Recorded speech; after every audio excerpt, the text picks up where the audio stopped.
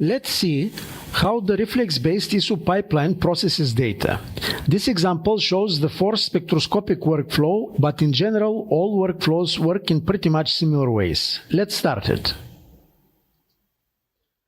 After the workflow initialization, the data flow organizer will review all data in the raw data directory and combine them in data sets that include the different science data together with the necessary calibrations. This may take a while, depending on the amount of raw data that have been fed to the workflow. But in this case, it's fast. If the global parameter select dataset is set to interactive, the dataset selector actor will open a window listing all datasets for us to decide which ones we want to process. For the purpose of this demonstration, we only choose one. Before proceeding, we can inspect the individual fits files in a given dataset. We have to highlight the dataset first, then click on Inspect Highlighted, choose a file, and click on the Inspect button.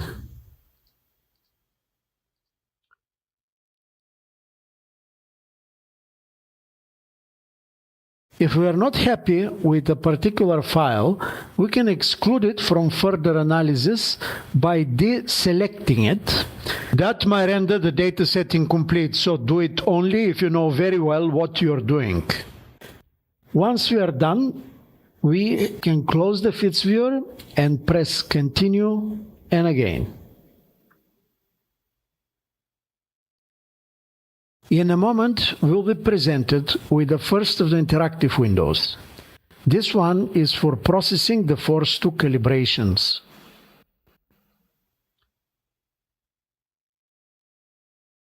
Hovering the mouse over individual panels gives us online help. We can zoom in and out using the usual Python tools.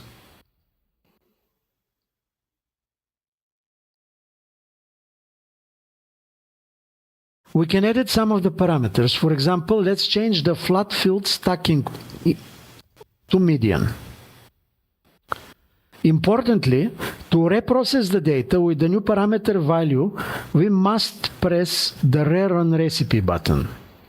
A workflow may contain many interactive recipes. We can edit multiple parameters multiple times and re-execute recipes many times as well. If we have many similar data sets to process, and once we have adjusted all the parameters, we can disable the interactive windows and ensure that the new parameter values will be used for all subsequent data sets by clicking on the two checkboxes in the lower right, here and here. Once we are satisfied, we must check the Continue Workflow button.